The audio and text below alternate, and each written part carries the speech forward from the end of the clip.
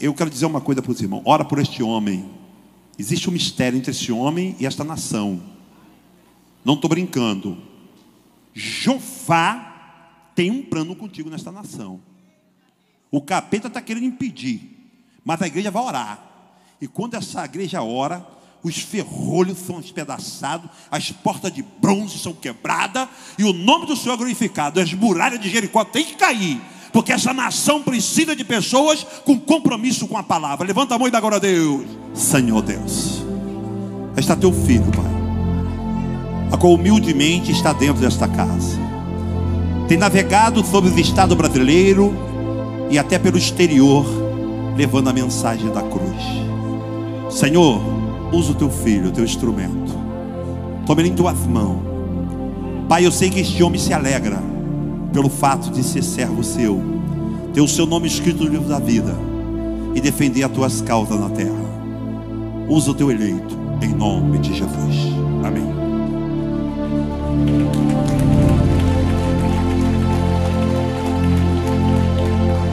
Glória a Deus. Podem tomar assento. Eu cumprimento os irmãos com a paz do Senhor.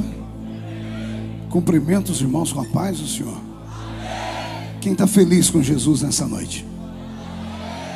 Então encontre uma pessoa bonita do seu lado e dê um sorriso para ela.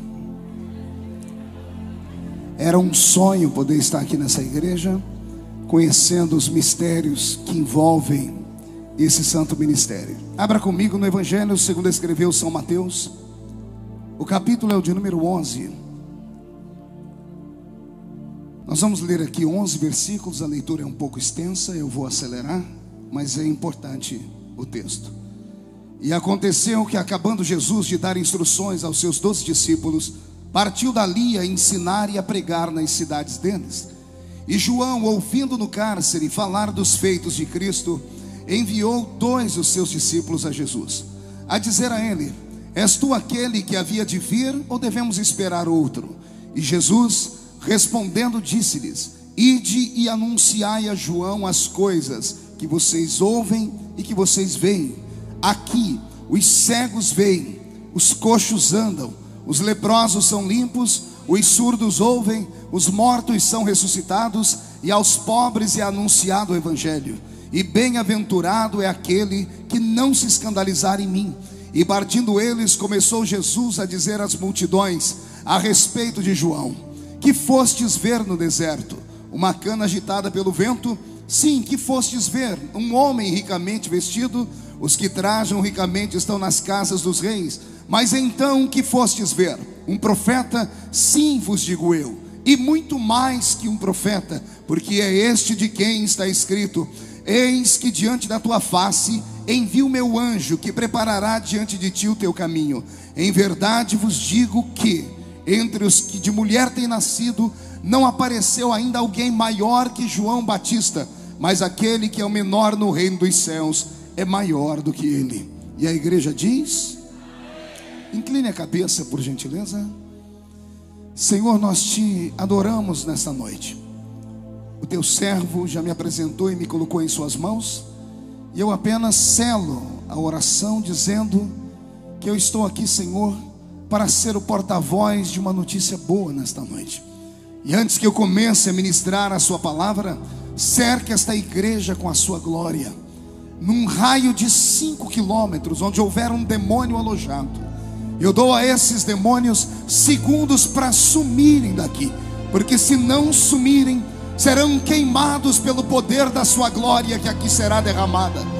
Rasga o céu sobre a Assembleia de Deus nos últimos dias, e derrama do céu, Senhor, sobre a terra uma unção forte.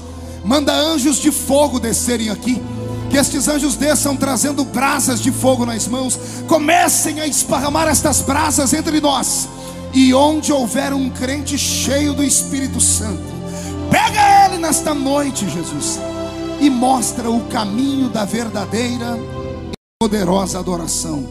Fala conosco, fica conosco. Amém. Respire fundo, olhe para o seu irmão e faça assim para ele, ó. Diga: eu vou ouvir a voz de Deus agora. Pregar aqui não é fácil. Até porque esse púlpito não é um púlpito comum. Esse púlpito é uma plataforma que revela a glória de Deus. E há muito tempo eu não participava de um culto onde eu visse tantos louvores dignos do Rei da Glória. Muitos talentos brotam desse ministério e entendo agora o motivo de por que tanta perseguição. Árvore que dá fruto sempre será apedrejada. Ouvir o pastor Marcos, para mim, é uma das maiores alegrias. Ouço ele desde que eu era criança. E eu sei que ele vai falar que não tem idade para isso, mas é que eu me converti muito novinho. Estar aqui ao lado do Vaguinho, da sua família, dessa igreja santa, é para mim, como eu disse, uma realização. Mas eu não vim aqui para visitar vocês, porque ninguém está doente aqui. Eu vim aqui para profetizar sobre a sua vida. Eu prego o evangelho desde criança. Eu tinha 13 anos quando agarrei o microfone pela primeira vez e tomei gosto pela coisa, nunca mais soltei. Todavia, eu não tenho na minha memória nenhuma lembrança de um dia sequer da minha história com Deus, de um culto onde eu estivesse presente e Jesus não estivesse na reunião. Não entendeu? Eu vou falar de novo. Desde criança, todos os cultos que eu estive, em todos eles Jesus esteve presente. E mais, não me lembro, pastor Marco, de nenhum culto que ele tenha chegado atrasado. Aliás, alguns de nós estamos atrasados na adoração, alguns estão com cara feia já olhando para o relógio. A mensagem desta noite foi trabalhada pelo Espírito Santo. E o Senhor falou ao meu coração enquanto eu vinha para cá, dizendo que hoje Ele nos daria um batismo de quebrantamento aqui neste lugar. Então quem não trouxe lenço, prepare a manga da camisa, a ponta da gravata. E você que está maquiada, com todo respeito, seus olhos vão ser borrados hoje. Mas nada que água e sabão não tire. Mas o que Deus vai fazer, vai transformar a sua história para sempre. E se a igreja acredita no que eu estou profetizando, não dê um grito não, dê um berro de glória a Deus aqui nesse lugar. Quem me escuta há muitos anos sabe que Jesus me deu um talento diferente. Eu não sou um grande pregador, até porque eu acredito que não existe isso. Mas eu sou um pregador capaz de cativar a sua mente, porque Jesus me ensinou a pregar contando história. E contar história bem contada faz-nos viajar pela história. Quando eu abro a minha Bíblia no Evangelho de Mateus, no capítulo 11, eu vejo um evangelista narrando a história e a biografia de um outro evangelista. Na verdade, Mateus está nos contando a história de João. Não João apóstolo, não aquele em quem Jesus reclinava a sua cabeça e colocava a sua cabeça no peito do mestre. Não é João, filho de Zebedeu, nem aquele apelidado de o garoto do trovão. Esse João, que hoje Mateus nos conta a sua história, é um João chamado de Batista. Nós o chamamos de João Batista. E muitas pessoas pensam que Batista era o seu sobrenome, quando na verdade não era. Batista era a sua atuação. Quando ele aparece num tempo diferente em Israel, ele aparece com uma unção de conversão. E ele leva Jerusalém inteira aos pés do Senhor. E então a confirmação da salvação naquele momento, pelo período em que ele pregava, se dava nas águas batismais. E como ele batizava muitas pessoas diariamente, a história diz que ele chegava a batizar cerca de 5.000 pessoas por dia. E um homem sozinho não dá conta de fazer isso. Então descobri, cavando a história, que João montou um colégio apostólico. E ao lado dele, 200 discípulos dividiam com ele a tarefa de batizar as pessoas para que os seus pecados fossem assim expurgados e o caminho do Messias fosse preparado. Esse João Batista é conhecido de todos nós. Quer ver? Acotovela o irmão do seu lado, diga para ele: conhece esse Batista aí? Se não conhece, preste atenção aqui que eu vou contar um pedacinho da história dele para você. Assim como eu senti quase inveja do garoto que pregou, de João eu assumo, tenho inveja. Vaguinho, não dá para não ter inveja de um homem como ele. Até porque eu sou pentecostal, e sou pentecostal até o tutano dos meus ossos. Eu gosto do fogo, gosto do movimento, gosto do reteté de Jesus. E quanto mais barulho para mim, melhor. E por causa disso, eu sinto ciúmes de João. Pergunte por quê? Só falam se todo mundo perguntar. Porque esse homem foi pentecostal não quando era garoto, como ele que foi batizado com 3 anos. Esse moço não foi pentecostal quando ele tinha 9 meses no colo da mãe e do pai. Ele foi pentecostal quando ele ainda era só um um pequeno bebê, uma formação humana, quando ele era um embrião dentro da barriga da mãe dele. Isso aqui é para apavorar o diabo. Tem gente que não entendeu, então eu vou desenhar a história. A mãe desse tal de João era uma tal de Isabel, que era estéril. Por ser estéril nunca seria mãe. Mas aprove ao Deus dos céus procurar ela e o esposo dela e falar que eles dariam à luz a um filho. Como esse filho não era desse marido dela, entre aspas, porque era Deus que queria que ele nascesse, o Senhor disse: quem põe o nome na criança sou eu.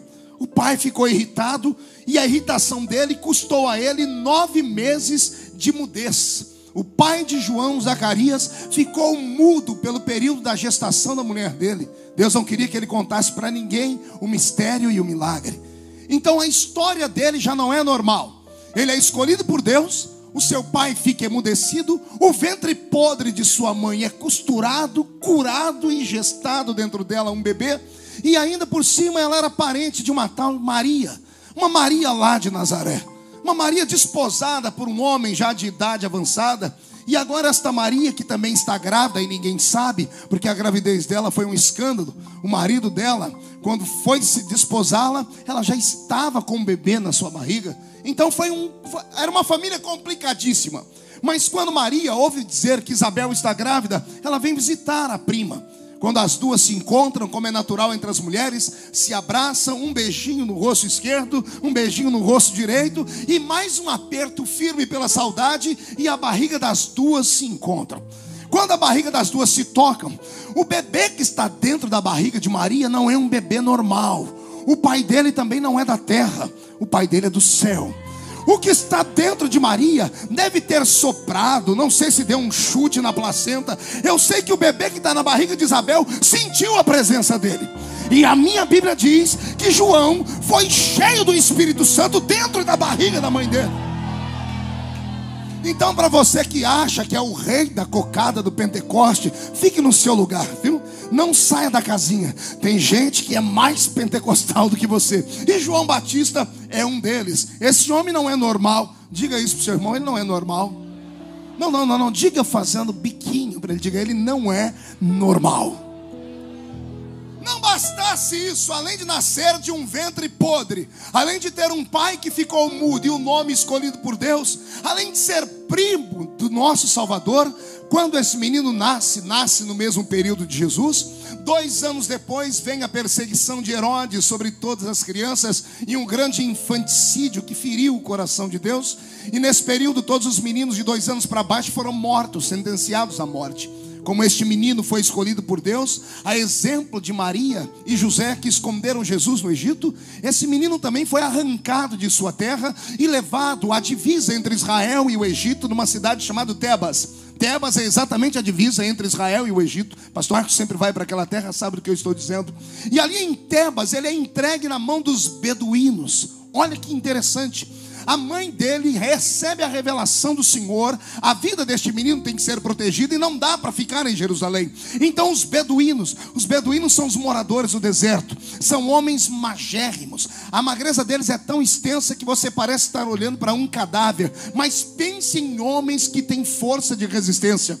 Tudo isso pela alimentação deles. E a alimentação deles, a gastronomia deles é diferente de tudo que nós já vimos e ouvimos. Porque no deserto não nasce vegetal, no deserto não nasce fruta, o gado no deserto não sobrevive. Então só sobra para comer lá, pastor Edinaldo, gafanhoto e mel silvestre. E esse gafanhoto não é esse que as pessoas dizem por aí que é uma fruta gostosa que tem nome de gafanhoto. Eca, não tem nada a ver com fruta. É um bicho mesmo. É um inseto que em fase adulta é do tamanho da palma da mão de um homem em fase adulta também. O gosto não é bom, segundo os historiadores. Todavia, o gosto ele é adocicado pelo mel silvestre. O animal tem todas as proteínas que o corpo precisa. E o mel dá um sabor diferente. Então esse menino é criado por esses beduínos no deserto. E criado no meio do deserto pelos beduínos, passa a comer a comida dos beduínos. E é por isso que a Bíblia Sagrada faz questão de dizer que este homem se alimentava de mel silvestre e de gafanhoto. Qual era a comida dele? Pergunte ao seu irmão, vai encarar? Mas você não quer ser profeta?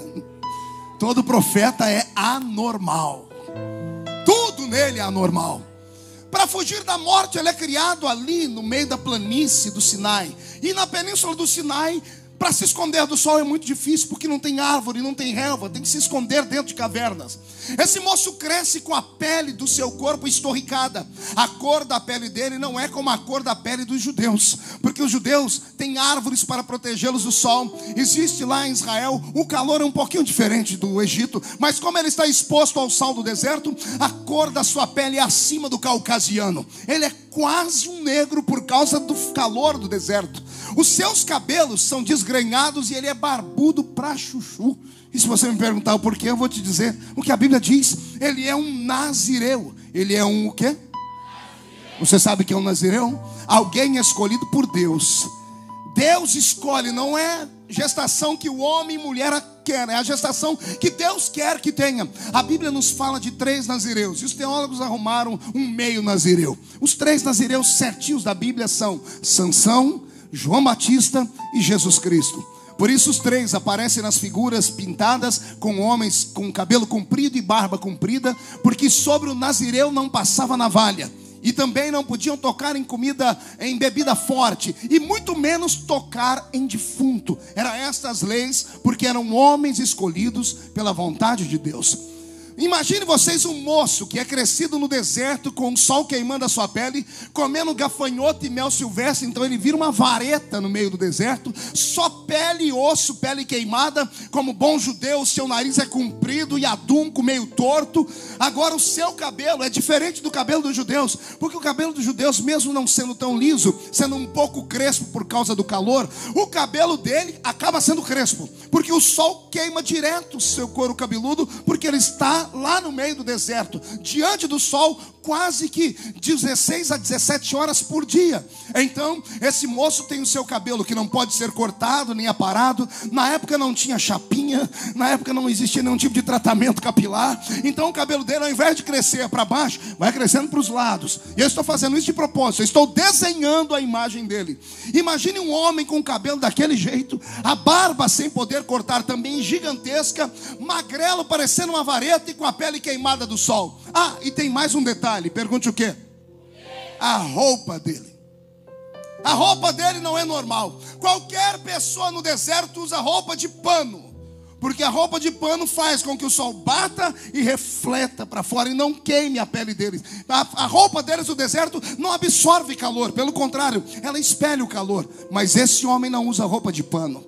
A Bíblia diz que ele usa uma roupa feita do pelo do camelo.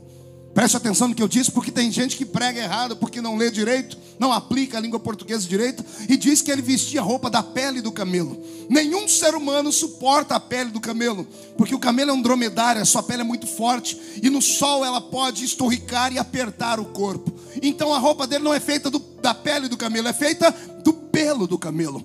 Então imagine você andar no meio do deserto, onde todos os homens andam com roupas de pano, e você vê lá no meio do deserto um homem usando uma roupa feita de pelo de animais, o cabelo desse tamanho, a barba desse tamanho, magro parecendo uma vareta, andando, a silhueta dele, com todo respeito, você vai entender, quem olhava para ele era capaz de dizer: esse homem não é do nosso tempo, é um Neandertal, é um homem das cavernas. Veja se a figura que eu te dei não é isso. Um homem com roupa de pele de animais. Só faltou um tacape na mão e arrastar uma mulher pelo cabelo para pedir ela em casamento.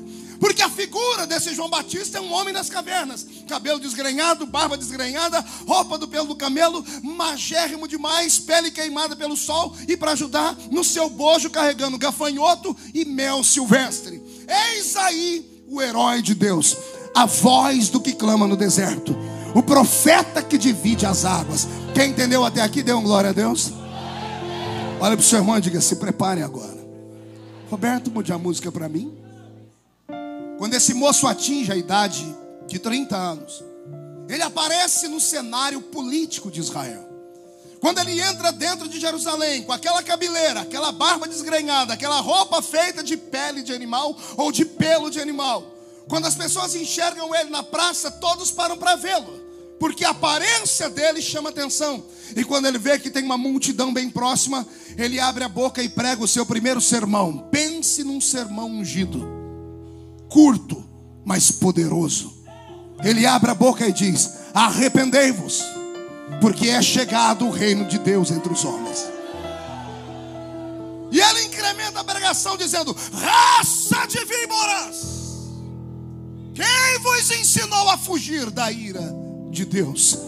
E ao invés de apedrejá-lo, ao invés de fugirem dele, as pessoas caíam de joelhos, porque fazia 400 anos que Deus não falava com Israel.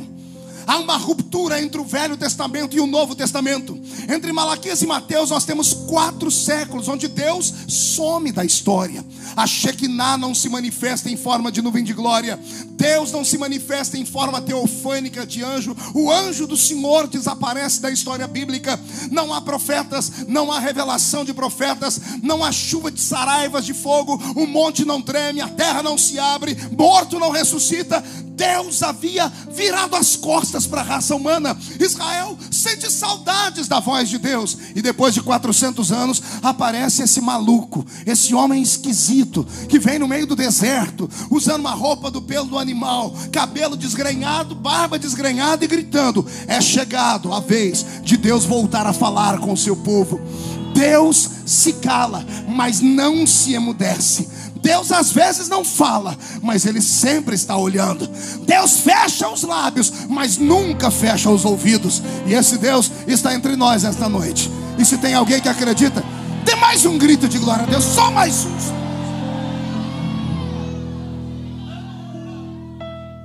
Quando Ele cativa o coração de toda Jerusalém, Ele empreende o seu mais audacioso plano. Pergunte qual? Só falo se todo mundo perguntar.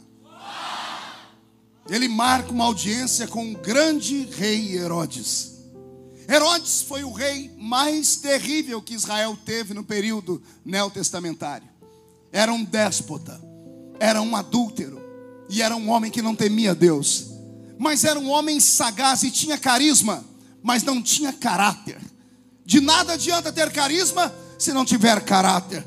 Não adianta ter talento e ser uma pessoa com a vida dupla e coisas mais. E esse homem aparece agora em Israel governando, e ele cria um governo populista. A história diz que ele criou na entrada do palácio dele uma antessala, e toda quarta-feira, às 2h da tarde, ele abria esta antessala para recepcionar os miseráveis de Israel. E os miseráveis de Israel faziam fila para fazer os seus pedidos. Após fazerem os seus pedidos, Herodes então dava a ordem para que os pedidos das pessoas fossem assim aceitos e compensados. E então o povo gritava: não é voz de homem, é voz de Deus. Vou desenhar a cena. Herodes está no trono, abre-se a porta, uma fila de pessoas pobres. Uma mulher se aproxima e diz: Senhor Herodes, lá no bairro onde eu moro não há uma escola rabínica, os nossos filhos são analfabetos. E eu vim reivindicar em nome do Deus de Israel que o Senhor crie uma escola. E Herodes, populista, querendo a atenção do povo, batia suas mãos, chamava o ministro da educação e dizia: eu quero uma escola rabínica naquele bairro. E então o ministro dizia: será feito, Senhor. E a multidão que ouvia o rei obedecer à voz do povo gritava aplaudindo: não é voz de homem, é voz de Deus. No dia seguinte, na quarta-feira seguinte, mais pessoas. E isso foi se avolumando, tornou-se comum. Só que para chegar ali você tinha que se inscrever. E esse tal de João Batista um dia se inscreveu. Pode imaginar a cena? Uma sala como esta, o rei sentado aqui, pessoas ao redor sentadas e uma fila de pessoas. O rei atendendo homens, mulheres e crianças. E de repente, no meio da fila aparece um cidadão com um cabelo desse tamanho, uma barba esquisita, uma roupa feita do pelo do camelo e magro. E quando o rei olha para aquela figura fantasmagórica, diz: qual é o seu problema, cidadão? E ele levanta aquele dedo torto e queimado pelo sol, aponta no nariz do rei e diz: o meu problema é o problema da nação de Israel, que é governada por um homem que não teme a Deus e que é adúltero.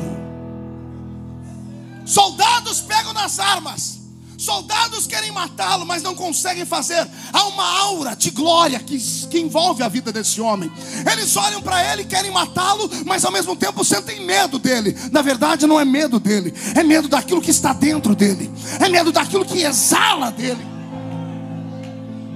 E Herodes deve ter dado uma gargalhada, como todo hipócrita faz, dizendo assim: como sou adúltero? E ele aponta o dedo para Herodes, e de repente aponta o dedo para a direita e diz: esta mulher que está à sua direita não é sua mulher, é mulher do seu irmão. Herodias é sua cunhada, mas você se deita com ela todos os dias. Tu és um adúltero e estás trazendo para Israel o peso da mão de Deus. Termina a reunião, Herodes é arrancado da sala. A multidão sai pelo meio de Israel dizendo: há um profeta entre nós. Não, você não entendeu. A multidão sai alvoroçada dizendo: Deus não se esqueceu de nós. Deus continua ouvindo a voz do seu povo. Pastor Marco, a história diz que na quarta-feira da frente, Herodes está tremendo no trono. E antes de abrir a porta, ele pergunta para os seguranças: vocês já fizeram o que eu pedi? Esse homem não pode entrar aqui dentro. E os guardas dizem: fique tranquilo, daquela porta ele não passa. Quando abre aquela fila de pessoas, Herodes olha e João não está ali. Ele se acalma e ele pergunta às pessoas: em que posso ajudá-las? Mas a história diz que o mesmo João, que é impedido de entrar ali dentro, dá a volta por trás das salas. As salas não tinham ar-condicionado, eram altas, eram abertas, janelas abertas. E como a janela era aberta bem para o lado do trono, para que houvesse ventilação, o João da minha história sobe em cima de uma caixa de madeira lá fora, põe as duas mãos em torno da boca em forma de um megafone. E quando ele ouve a voz de Herodes dizendo assim: o que é? Qual é o seu problema? Ele grita lá de fora: é o mesmo problema da semana passada. Tu és um adúltero. Acaba a paz de Herodes. Herodes quer matar esse João, mas não dá conta. A Bíblia diz que o povo respeitava João. Na terceira semana, quando Herodes senta no trono tremendo, já está branco, está tendo um desarranjo intestinal, e ele pergunta: vocês já cercaram o palácio? Tem certeza que o homem não está aqui? Senhor Herodes, tudo foi cuidado, ele não está ali fora, não está aqui na frente. Pode abrir a porta. Quando abre a porta da sala dava para o meio da praça, 100 metros lá. Quando abre a porta, está o João gritando lá no meio da praça: arrepende-te, ó rei adúltero. Acabou a vida de Herodes. A história diz que Herodes proíbe João de entrar na cidade. Na quarta-feira da frente, quando Herodes pergunta: está tudo feito? Tudo feito. O homem não está dentro da cidade. Tiramos o homem da cidade. Quando abre a porta, surpresa, não tem ninguém para pedir nada para o imperador. E o imperador começa a perguntar: por que não tem ninguém aqui? Cadê o povo que precisa de mim? Os secretários, os conselheiros vão lá fora, olham e daqui a pouco voltam se coçando e dizendo: o povo está ali. Ali aonde? O povo está ali no Jordão. O que o povo está fazendo no Jordão se eu estou aqui? É que abriram uma igreja lá no Jordão. Como é que é abrir uma igreja no Jordão? Quem é o pastor? É o João Batista, a voz do que clama no deserto. Vamos assistir uma cena de batismo? Convide o seu irmão e diga: vamos ver João batizar? Change your music. Yes, John. Imagine agora uma multidão pelos muros da cidade, uma multidão pelas montanhas que cercam o Jordão, uma multidão ao redor do Jordão, e no meio do Jordão 201 homens, João e mais 200 discípulos que batizam o povo.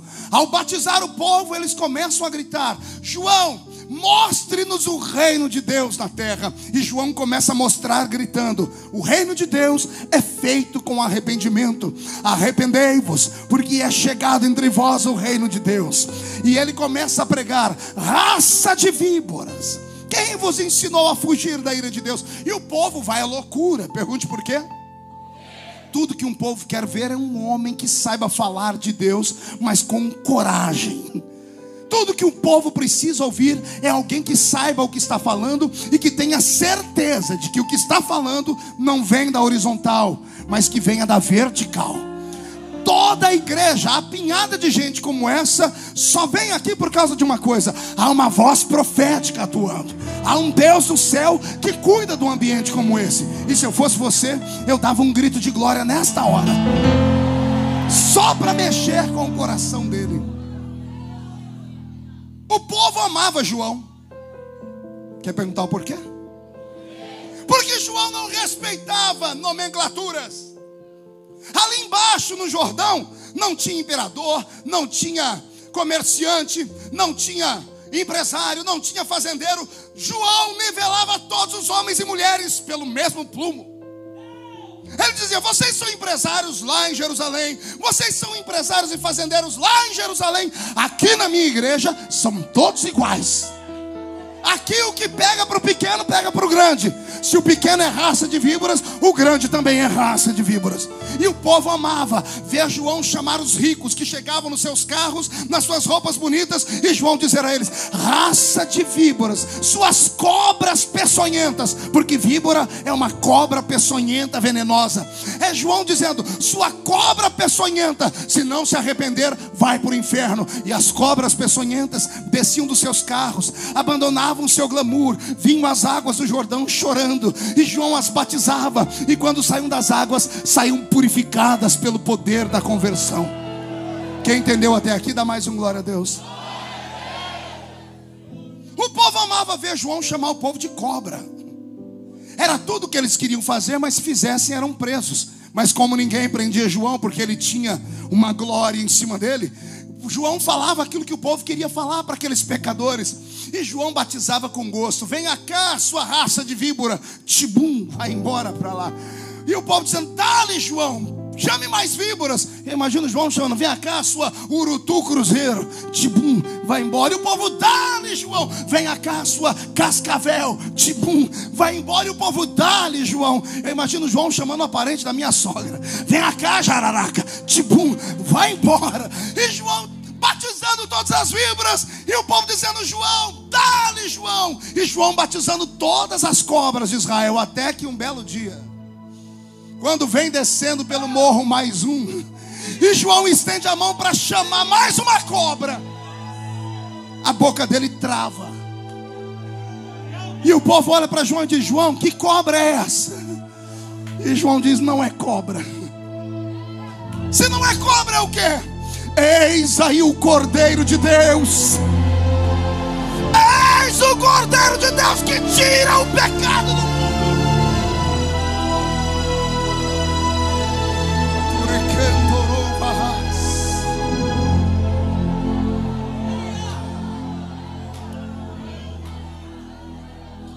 Nesse dia, a vida do Batista mudou. Ele que recebe as pessoas nas águas, sai das águas para recepcionar Jesus na terra. Ninguém nunca viu ele fazer isso. E cada vez que ele vai saindo do Jordão, as pessoas se apinham, vão se acotovelando, dizendo: que homem é esse? Que até João sai das águas para recebê-lo. E para desespero dos batistas tradicionais, para desespero dos batistas que não acreditam em língua estranha, glória a Deus, que não gostam de barulho, não estou falando dos batistas renovados, para desespero daqueles batistas que não gostam de barulho nenhum, aparece na Bíblia o único batista, e aparece com a pregação pentecostal. Ele vai ouvindo o povo e vai dizendo: gente, esse é o homem que eu falei, que eu vos batizo com água para arrependimento, mas ele vos batizará com o Espírito Santo e com fogo.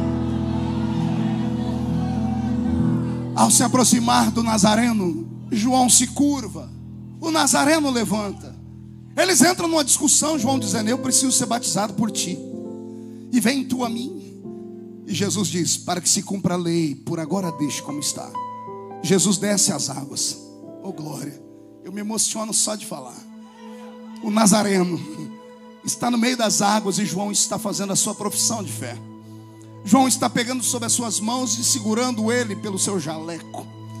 João deita ele nas águas, e a multidão está olhando aquele batismo estranho, porque este não é uma víbora, é um cordeiro. O povo que fazia algazarra e gritava e aplaudia está em silêncio tétrico. E quando Jesus sai das águas, como ninguém na terra faz barulho, o pai dele resolve fazer. O pai abre o céu, rasga o céu em duas metades. Um facho de luz desce em cima de Jesus. Quem olha não vê um facho de luz, vê uma pombinha branca descendo sobre ele. Quando a pomba pousa sobre a cabeça de Jesus, Deus abre a boca no céu e diz: eis aí o meu filho amado.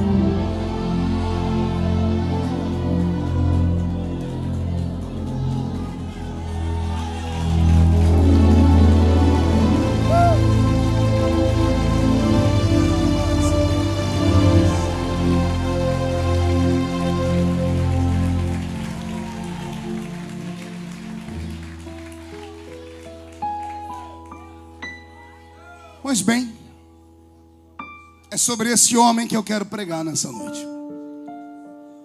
Eu desenhei a história deles para você entender o capítulo 11 de Mateus, porque o capítulo 11 de Mateus é um capítulo difícil de entender. Esse homem que encarou Herodes, que a multidão temia, que batizou Jerusalém inteira, esse homem que as pessoas mal conseguiam ficar de pé diante dele, de tanta glória que havia sobre ele. Um belo dia, quando acorda, não está sozinho. Acorda com guardas. Ao redor dele estão principados daquela terra. Levantam ele do chão da sua caverna, de dentro da sua tenda, eu não sei onde ele dormia. Colocam ele de pé, amarram suas mãos para trás e dizem: em nome do rei, o senhor está preso. Eu imagino João em silêncio, sem entender nada. Ele é arrastado do Jordão até as prisões. Quando abrem as prisões e jogam ele lá dentro, os presos que estão olhando pelas grades, ao olhar aquele homem com roupa do pelo de animal, cabelo desgrenhado e barba desgrenhada e magrelo, eles se encostam na parede de medo, dizendo: esse é o profeta. É a boca de Deus na terra. Ninguém mexe com ele. Ninguém tem coragem de olhar para ele. E João, quando é preso ali dentro, quando as cordas se soltam de suas mãos, deve ter amassado os seus pulsos ou massageado eles. Em nenhum momento ele se sentiu preso. Deve ter levantado o queixo, olhado para todos e em sua mente dizendo: o que é que Deus quer com isso? Até ontem ninguém podia me tocar. Hoje eu acordo e a aura que me cerca, os anjos que me protegem, sumiram. Deus me pôs aqui, já sei. Ele me trouxe aqui para mostrar que Ele tem poder de me tirar daqui. E Ele espera que o milagre aconteça daqui 1 hora. E 1 hora depois Ele continua preso. O dia se vai, a noite se aproxima. E ele deve ter tido outra ideia. Deus deve me querer até aqui para amanhã Ele fazer tremer essas grades e me tirar daqui com um poderoso sinal. Quando o dia amanhece, as grades ainda estão fechadas. Os presos que temeram ele no dia anterior começam a se perguntar: calma aí, se ele é tão poderoso, o que ele está fazendo aqui? Tudo que falaram sobre João começa a cair por terra. Todas as histórias da sua glória e da sua graça começam a despencar. Os presos começam a rir, debochar. João se desespera, cai de joelhos e começa a gritar e orar. Mas a oração dele parece não passar do teto, porque Deus não escuta. E se escuta, não reage. João deve ter feito aquilo que todo crente faz quando se vê apurado. Vai para a consagração, dá a Deus um sacrifício de jejum de 1 dia, 2, 3, sabe Deus quantos dias, à espera de um milagre, e o milagre não vem. O texto de Mateus capítulo 11 foi escrito quando João estava 30 dias preso. 30 dias atrás das grades. 30 dias no cárcere. Nesses 30 dias ninguém foi visitá-lo. Você lembra quantos discípulos ele tinha? 200. Nenhum discípulo foi visitá-lo nesses dias. No final dos 30 dias aparece 2. os únicos que sobraram. Porque os outros 198 não estavam com ele pelo que ele era, estavam com ele pelo que ele representava e tinha. Queriam ficar perto dele porque ele tinha status. Quem é que não quer ser amigo do homem que encara o governador, do homem que encara o presidente e sai ileso? Enquanto ele era o cara, todo mundo queria estar ao lado dele. Agora que ele está preso, sumiram todos. Sobrou 2. E esses 2 vão lá para pedir um conselho, para saber o que fazer. Eles vão para buscar força em João, mas encontram um João ferido. Quando eles põem as mãos nas grades e João, num canto escuro, os enxerga, ele levanta, corre até as grades, tremendo e temendo, os olhos fundos, cheio de olheiras, sua boca está seca. Ele agarra a mão dos amigos que sobraram e diz para eles: vocês lembram aquele homem que eu batizei no Jordão? Aquele que eu chamei de Cordeiro? Aquele que a pomba desceu sobre ele? Aquele que a voz disse que era o filho? Encontrem esse homem e perguntem se tudo que eu fiz valeu a pena ou não, porque eu estou em dúvida se ele é o Messias. Eu quero saber se ele é o Messias de verdade ou se eu tenho que esperar outro Messias. Os 2 saem dali apavorados. E eu abro um parênteses para começar a explicar. Quase ninguém prega nesse texto. Nós pentecostais só gostamos de pregar sobre motivação, sobre possibilidade, sobre agarrarmos o diabo pelo chifre, esfregar a cara dele no chão. Para nós pentecostais, o que vale é a palavra que põe o homem de pé e manda o diabo para os quintos dos infernos. Para nós pentecostais é a palavra da revelação que vale. É o preso que saiu da cadeia, é a pessoa que foi curada. E nós não temos medo de dizer: venha que Jesus faz, venha que Jesus dá, venha que Jesus faz, venha que Jesus opera. A minha pergunta hoje é estranha: e quando Jesus não dá?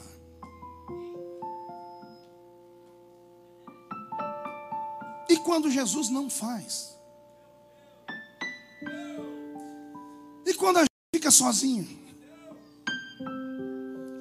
E quando você vê sua família adoecer e você ora e ela não é curada, mas o filho do irmão ontem você orou e ele levantou?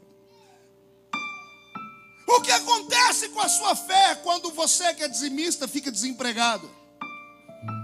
O que acontece com a sua fé quando você acorda de manhã, olha para o quarto do seu filho e vê um bebezinho que nasceu especial, com anomalias? Enquanto o filho do vizinho que é macumbeiro, o filho do vizinho que não vale nada, sai correndo pelas ruas e bairros, brincando, gritando, e o seu não pode sair da cama porque é anormal. O que você faz quando falta comida na sua mesa? Porque você ouviu na igreja Davi gritando: eu fui moço, sou velho, nunca vi o justo desamparado, nem a sua geração mendigar o pão. E quando o pão não vem, o que você faz? Hoje eu não vim pregar para os fortes, eu vim pregar para os fracos hoje. Eu vim pregar para aqueles que não foram libertos. Eu vim pregar para aqueles que lutam, mas não dão conta. Eu vim pregar para aqueles que pedem, mas não recebem. Eu vim pregar para essas almas que entram por aquela porta todos os dias em busca de um milagre, e cada noite que termina e não é revelada e não recebe a palavra que queria, pelo menos mesmo assim não desiste. Eu vim pregar para você e te dizer que você é um herói,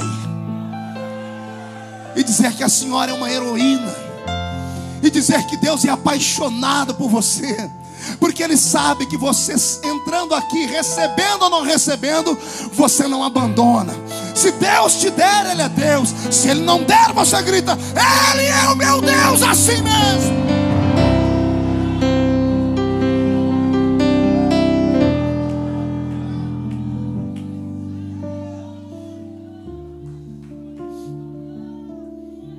– 30 dias preso. Quantos dias?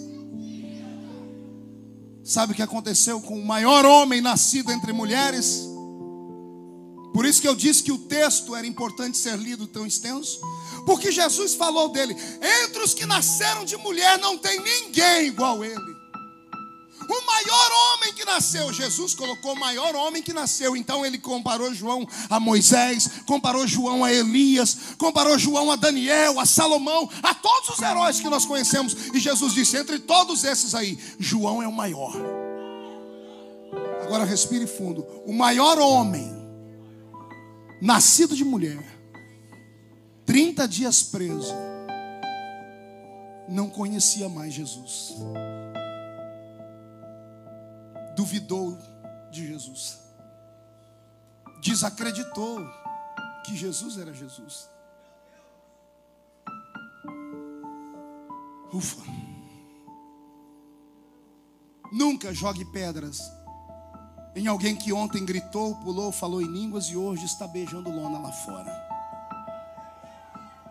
Nunca julgue o irmão que está do seu lado, porque o erro e o pecado dele foi exposto, e você já diz: eu não acredito em mais nada que sai dele. Nunca lance em rosto de nenhum ser humano suas mazelas e fraquezas, porque não existe entre os nascidos debaixo do sol nenhum super-homem. Não há nenhuma mulher maravilha. Eu estava em São Paulo alguns anos atrás, saí de uma grande vigília. São Paulo é uma cidade rotativa, 24 horas. E eu passei perto de um restaurante comum, aberto 24 horas, e enxerguei pela janela do restaurante um cidadão. E eu pedi para o irmão parar o carro, eu disse: eu conheço ele, é ele, eu preciso lá dar um abraço. Quando cheguei perto da mesa, pastor Marco, estava um pastor que eu cresci ouvindo. Na frente dele uma carreira de cocaína, um copo de cachaça. Quando ele me viu, ele disse: o que você quer? Eu disse: o senhor não se lembra de mim? Eu sou aquele menino que hospedou o senhor lá na casa do meu sogro, quando te levamos para pregar no congresso de jovens.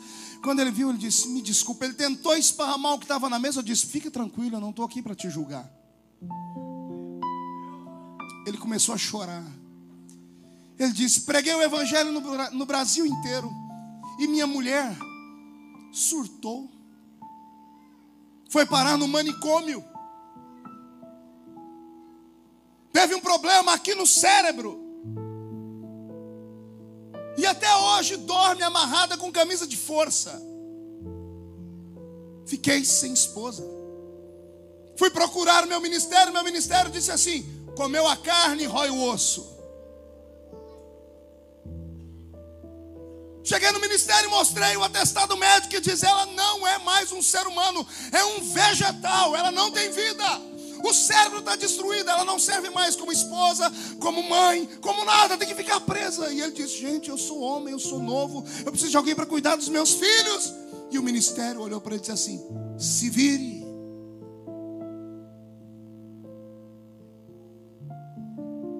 Ele não suportou a solidão, porque a solidão é um demônio. A solidão não é um sentimento, é um demônio. Só quem mora sozinho em uma casa, só quem quando dorme à noite toca do lado da cama e não encontra aquele que um dia esteve ali, aquela que um dia esteve ali lhe dando carinho, lhe dando companheirismo e agora não está mais, sabe do que eu estou falando. Então não julgue ninguém. Não suportando a tentação, ele caiu. Foi pedir apoio no ministério. Sabe o que fizeram com ele? Colocaram na frente de 5.000 pastores e desgraçaram a vida dele. Falaram: vamos te dar o seu salário mais 2 meses e depois se vire. E eu encontrei aquele homem naquela madrugada chorando, porque não tinha onde dormir. O restinho do dinheiro dele ele gastou com aquilo. Ele se desesperou, entrou pelo caminho da cachaça e pelas drogas. Eu olhei para ele e falei assim: eu vou te ajudar. Peguei meu telefone e liguei para os meus pastores. Eu tenho hoje 14 igrejas que estão sobre a minha presidência. Acordei meus pastores principais e disse: eu estou aqui com fulano de tal e eu quero que vocês me ajudem a cuidar dele. Vocês dizem sim? Todos disseram: pastor, o senhor é o nosso pastor. Levei ele para a nossa terra, cuidamos dele. Tem um atestado que ele está limpo das drogas. Casei ele. Uma mulher se apaixonou por ele, casei ele no púlpito da igreja. Dei a ele uma igreja para pastorear. E hoje ele não pode me ver. Que toda vez que ele me vê, ele se desconcerta. Ele começa a chorar, me chamando de bispo. E diz: bispo, o senhor salvou a minha vida. Eu disse para ele: não salvei nada. Porque eu conheço muitos ex no mundo. Ex-atleta, ex-empresário. Mas eu nunca encontrei um ex-ungido.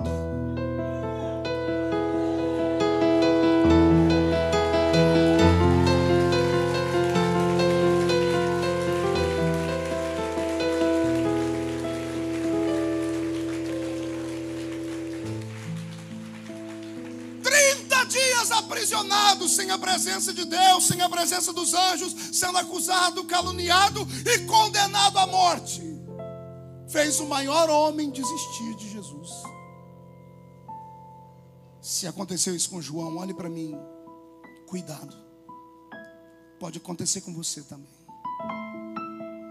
Não se iluda com aplausos, não se iluda com glamour, não se iluda com fama, não se iluda com nome em jornais, não se iluda. Porque você hoje está aqui. E a vida é uma roda gigante, gente. Ela roda. E amanhã você pode estar aqui. E aos que estão aqui embaixo, deixa eu te dar um conselho: não desiste não. Pastor, mas estão cuspindo lá de cima em mim. Aguenta, limpa o cuspe, mas fica. Porque a roda gira de novo. E quem está aqui vai parar aqui em cima de novo. Não é assim, pastor? Tem pessoas aqui dentro que não deram glória a Deus ainda. Não, eu não estou te incentivando. Eu estou dizendo que tem gente que não deu glória a Deus. E alguns anos atrás eu seria o primeiro a bater nessas pessoas, chamando elas de geladeira, chamando eles de crente freezer ou de crente iceberg. Mas eu amadureci. E eu entendo que tem gente que não pode dar glória a Deus. Não é porque não quer, é porque não consegue.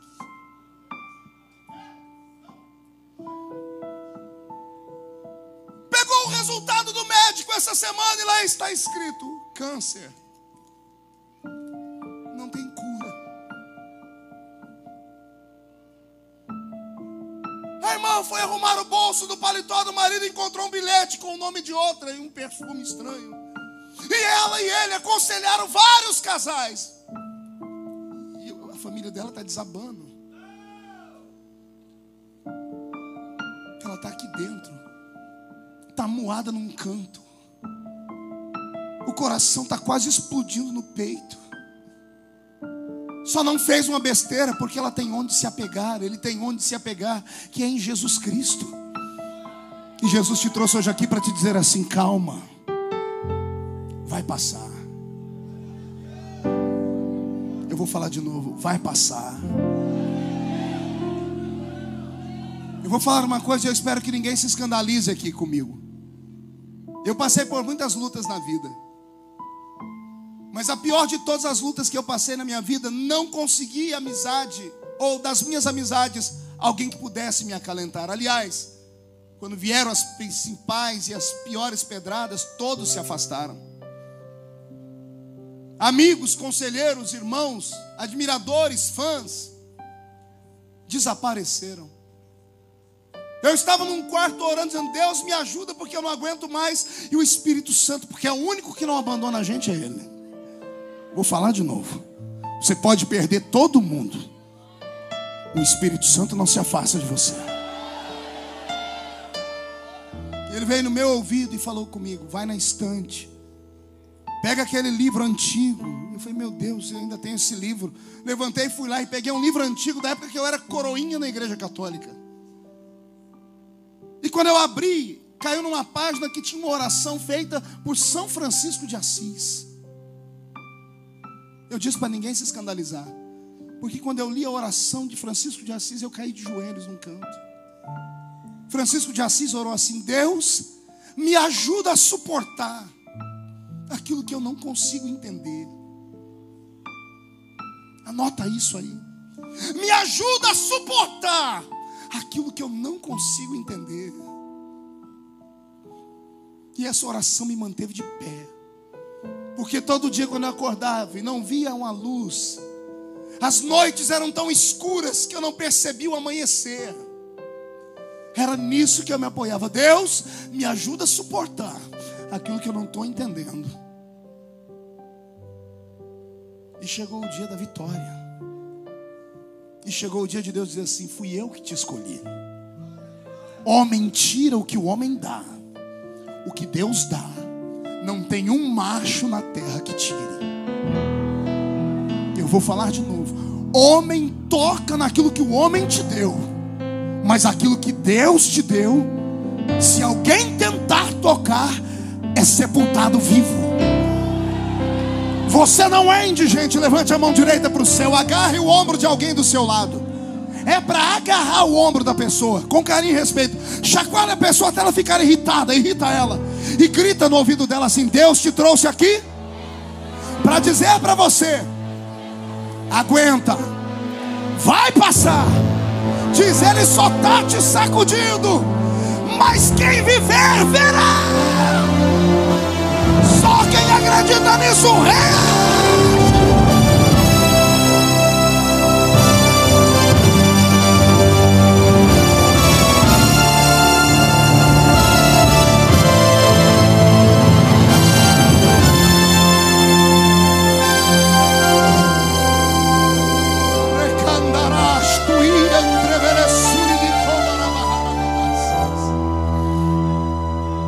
Já estou acabando. Os dois discípulos de João saem apavorados. Vão procurar Jesus. Naquela época não tinha internet. As informações levavam meses para chegar. Jesus estava numa outra província longe. Lá nessa província ninguém sabia que João estava preso. Os dois discípulos chegaram e Jesus está no meio de uma cruzada, no meio da pregação. Jesus tinha João em tanta estima, e quando ele viu os dois discípulos chegar, ele parou a pregação e chamou os dois e deu oportunidade para eles, pastor Mário. E os dois estavam tão apavorados que ao invés de chamar Jesus num canto, gritaram no meio da multidão: estamos aqui porque João está preso. E João mandou vir aqui perguntar se o Senhor é o Messias ou se tem que esperar outro. Pense num tumulto. O meu texto diz multidão, mas a maioria dos textos dos senhores e senhoras diz turba. E Jesus falou às turbas. Turbas é uma multidão alvoroçada. Quando o povo ouviu os discípulos de João falarem que João estava em dúvida sobre Jesus, a multidão que estava ouvindo Jesus tinha João como profeta, deram um passo atrás, começaram a murmurar e começaram a pegar pedaços de pau e pedra. Se João está com dúvida, esse homem não é o Messias. Se não é o Messias, é um anticristo. Vamos matá-lo. Quando Jesus percebe o fomento, ele faz uma coisa extraordinária que só por revelação você entende. Aí está escrito no texto que eles perguntaram, e olha a resposta de Jesus: voltem e digam para João o que vocês veem e ouvem. Jesus usou o tempo presente. Jesus não disse: voltem e digam para João o que vocês viram e ouviram. Jesus não diz no tempo futuro: voltem e digam para João o que vocês vão ver ou ouvir. Jesus usa o tempo presente. Ele diz: voltem e digam para João o que vocês estão vendo agora e estão ouvindo agora. Que aqui o cego vê, o surdo ouve, o mudo fala, o paralítico anda, o morto ressuscita. E o evangelho é anunciado aos pobres. Calma aí para você dar uma glória a Deus melhor. Deixa eu desenhar a história. Eu disse que aconteceu na hora. Quando Jesus percebeu que o povo pegou pedra e pau para bater nele, na hora ele parou de pregar e estendeu as mãos sobre o povo que estava na frente. Quando ele estende as mãos, o cego começa a gritar: eu estou vendo. O mudo: e eu estou falando. E o paralítico: e eu estou andando. Os milagres acontecem na hora. É instantâneo. Quando acontecem os milagres na hora, o povo que estava com pedra e pau joga a pedra e os paus para fora. E começa outra murmuração. Os dois discípulos saem correndo para ir contar para João que Jesus era o Messias. Aí Jesus escuta o povo falar: ei, João, ó, foi preso, deve ter cometido algum pecado. Está até duvidando de Jesus, profetinha de meia tigela. Porque o povo é assim, ele vai com quem está ganhando.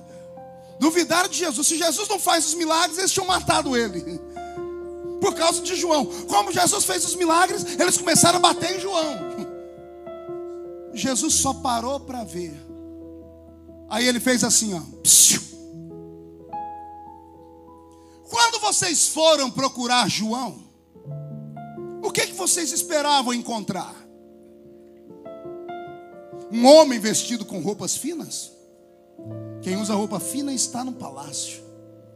Quando foram buscar João, o que vocês esperavam ver? Senão um caniço do deserto, uma cana sacudida pelo vento.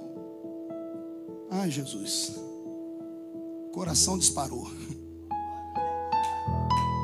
Olha que coisa linda. Jesus está dizendo: João não é um homem rico de palácio. João é só uma cana do deserto. O mais parecido com uma cana no deserto que nós temos no Brasil é o bambu. E o bambu, quando nasce, nasce numa toceira, né? Nasce no monte. Quando vem o vento, o bambu enverga. Passou o vento, ele levanta. Só que o caniço do deserto é diferente do bambu. Pergunte por quê? Porque como ele está no deserto, o vento vem com poeira. Quando sopra uma tempestade de areia, ele não só tomba, ele é sepultado. Quem passou de manhã viu de pé. Quem passou na hora da tempestade diz: vai morrer. Quem passou de tarde diz: morreu e foi sepultado. Porque o caniço no deserto não tem como ele lutar contra a poeira. Só que passe no mesmo lugar daí uma semana, passe no mesmo lugar daí 15 dias, alguém vai olhar e vai dizer: o que é aquilo ali que está brotando? Porque o mesmo vento que sepulta, que vem de lá para cá, tem uma hora que ele volta, ele vem de lá para cá. E como ele trouxe poeira e enterrou, quando ele vem do vento contrário, ele começa a limpar a poeira. E a poeira vai saindo. E o caniço está lá, deitado. Quem passa mais tarde já vê a pontinha dele de pé. 2 dias depois, envergado, ele está sendo visto. Uma semana depois ele está inteiro de pé de novo. Quem passa por ali diz: o caniço ressuscitou. Porque ontem estava morto e sepultado, e agora está em pé vivo.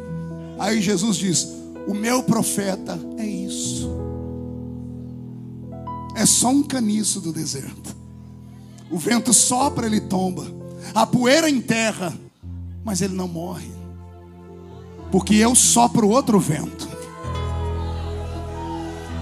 Se vem o vento norte, Salomão, escrevendo a carta de Cantares, disse: vai embora, vento norte. E ele grita: vem tu, vento sul. O vento norte traz a poeira, mas o vento sul vem do meio do mar, e ele traz água, e a água traz vida. Jesus vai soprar o vento sul sobre a sua vida nessa noite. Não, você não entendeu. Eu estou dizendo que quem viver verá, para ver o que é que está acontecendo nesta noite aqui na Assembleia de Deus nos últimos dias. Este culto será lembrado para sempre na história dos que vieram como o culto da ressurreição. O Senhor te trouxe aqui para te dizer que Ele te ama, que Ele é apaixonado por você, e que Ele não está nem aí para aquilo que falam de você. Porque os que falam de você não pagam a sua conta. Os que falam de você não morreram na cruz do Calvário por você. Os que falam de você não escreveram o seu nome no livro da vida e não vão te arrebatar ao céu, mas Ele vai te arrebatar ao céu. Quem acredita em ressurreição aqui? Então dá mais um grito, dá mais um grito.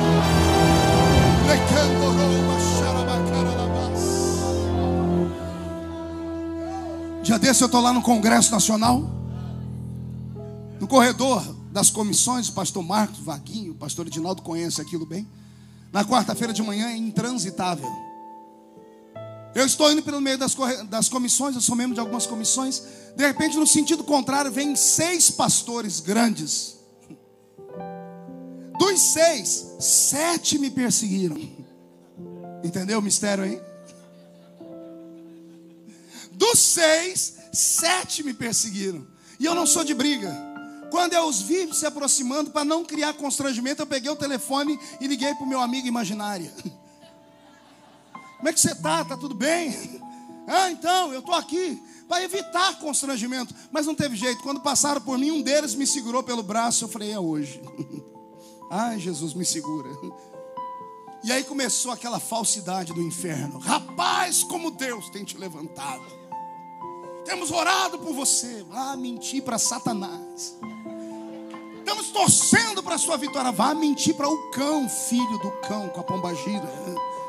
Não, mas aquela mentiraiada do demônio. E eu de pé, olhando para eles firme. O que mais me bateu não aguentou. Esperou todos saírem e me chamou para um cantinho. Tentou olhar nos meus olhos, não conseguiu. Ele abaixou a cabeça e disse, me perdoa. E eu em silêncio, porque a minha voz embargou. E ele falou para mim, eu não sei nem que forma de tratamento te dar. Eu não sei se eu te chamo de pastor ou de vossa excelência. Pegou aí? Não pegou? Aquele que te perseguiu, que te chamou de lixo, que te chamou de 1 milhão de coisas, ele arrumou uma confusão com Deus. Os seus inimigos estão proibidos de morrer.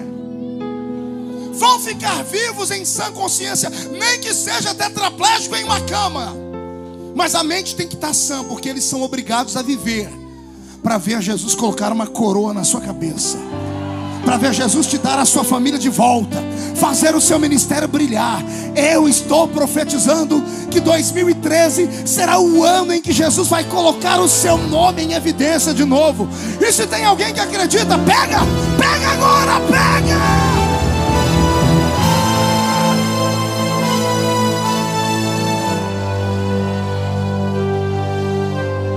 Eu encerro pedindo para você inclinar a cabeça.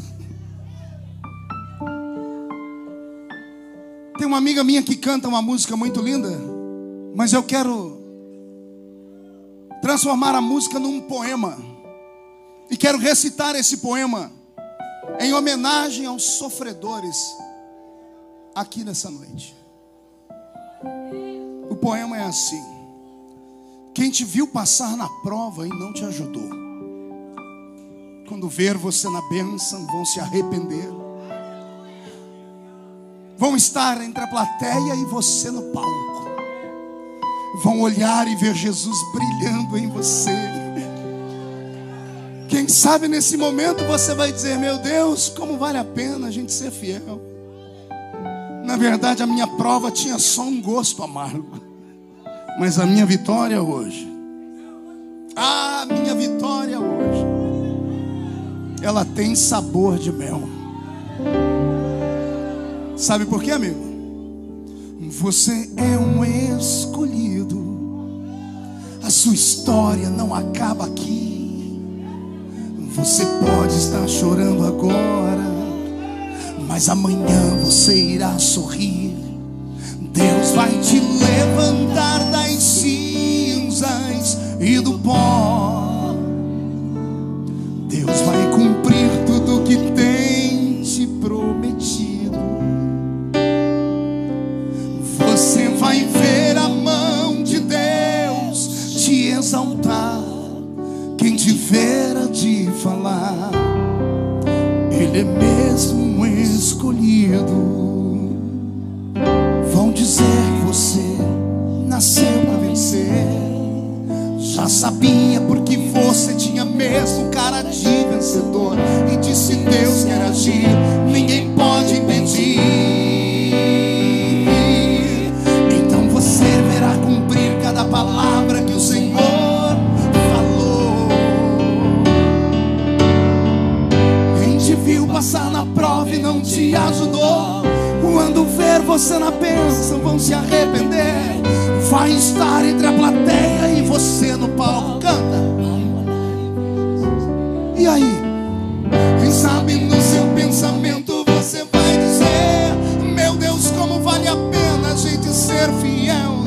Na verdade, a minha prova tinha um gosto amargo, mas minha vitória hoje tem sabor de mel. Tem sabor de mel, tem sabor de mel. A minha vitória hoje tem sabor de mel. Tem sabor de mel, tem sabor de mel. A minha vitória hoje tem sabor de mel.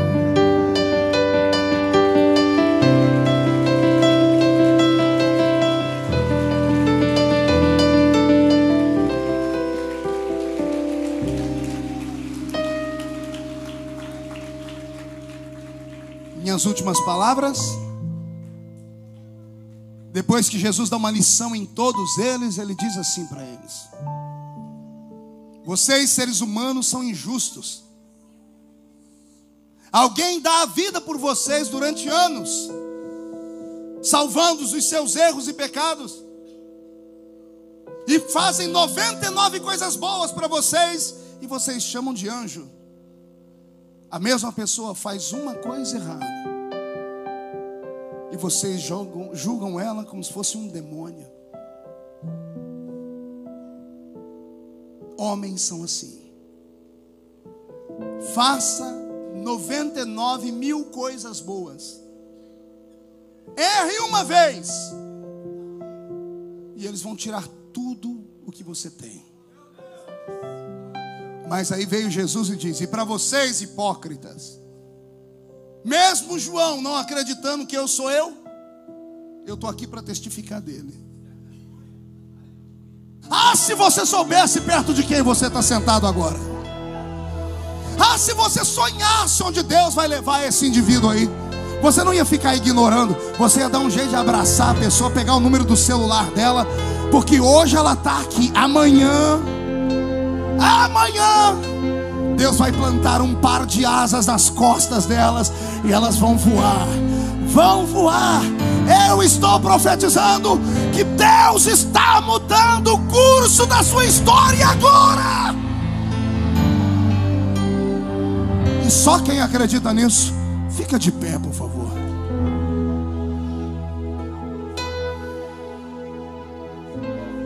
Com autorização do pastor Marcos, eu vou pedir para que todos fechem os olhos. Vou pedir para que deixem o corredor livre.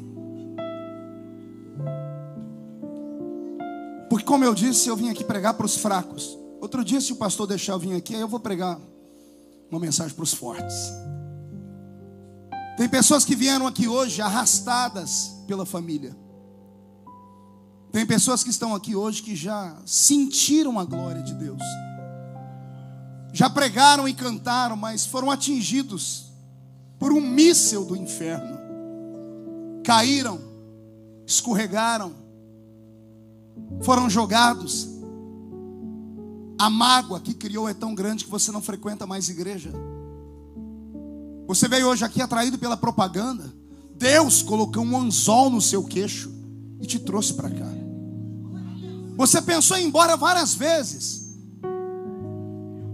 mas por um momento, ao me ouvir, o seu coração bateu forte, porque Jesus me trouxe aqui só para falar para você que se você tiver coragem de voltar hoje, todo o tempo perdido vai ser recuperado. Que se você tiver coragem de voltar hoje, Ele coloca um ponto final nesse momento de sofrimento e vai te dar um sobrefôlego. E quem viver até o fim do ano vai ver o que aconteceu na sua vida. Mas só tem uma maneira para isso acontecer. Você precisa fazer o caminho inverso do que você fez. Como um dia você foi embora, hoje você precisa voltar. Se você tiver coragem de sair do seu lugar. João, e vir aqui perto de mim. Pode vir chorando mesmo. Eu vou orar por você.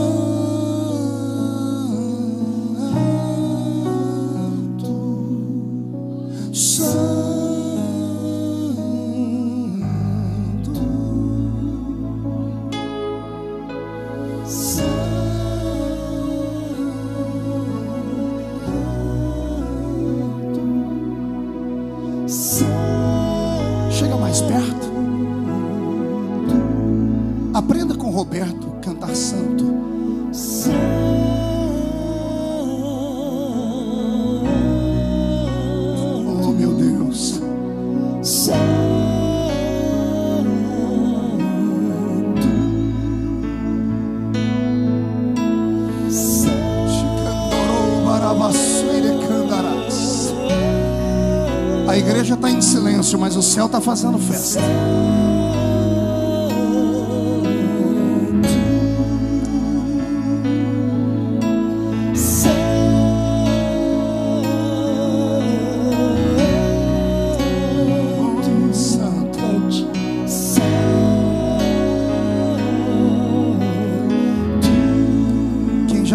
No santo lugar, em outro lugar não sabe viver, sabia disso? Quem já pisou no santo dos santos, em outro lugar não sabe viver, e onde estiver clamar pela glória, a glória de Deus.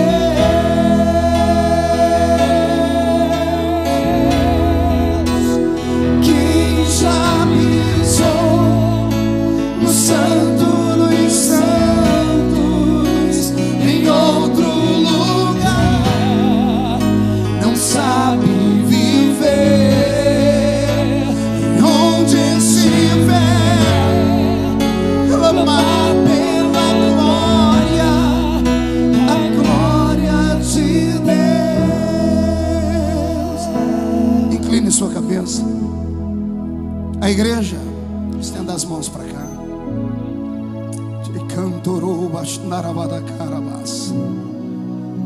Terloim telomanter elebesui andaragabas. Prevelestuiaki amas. Re pabarabawashi anderebekes. Nariandre velestuia amagas.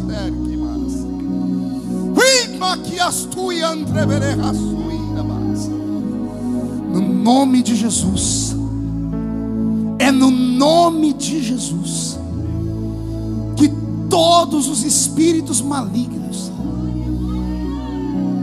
que uniram as forças para te tirar do altar, neste momento estão amarrados, amordaçados.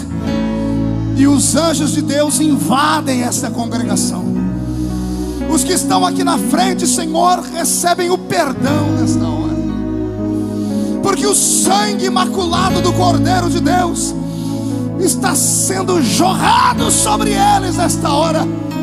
Toda maldição está quebrada, toda maldição está destruída, todas as acusações estão revogadas pelo advogado. Neste momento o nome deles, ó Pai, permanece escrito no livro da vida, e tudo que o Senhor prometeu a eles vai se cumprir ao pé da letra. Pai, se Tu estás nesta palavra nesta hora, derrama sobre esta igreja o peso da Sua presença, traz sobre este lugar o peso da Sua revelação. Agora a Tua fumaça de glória, eu entrarei longe do santo dos santos, não sei mais viver.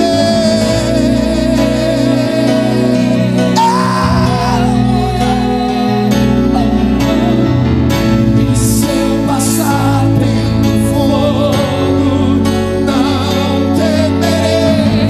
A Tua fumaça de glória, eu entrarei longe do santo dos santos, não sei mais viver.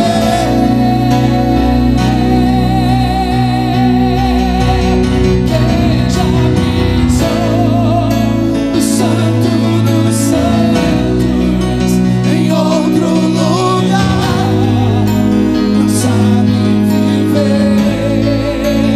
Onde estiver, amar pela glória, a glória de Deus.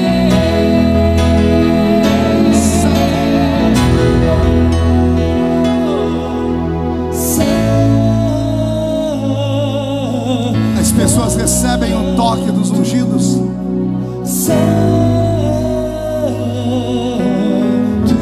Abra sua Jesus boca. liberta as almas. Uriamastera candoroba.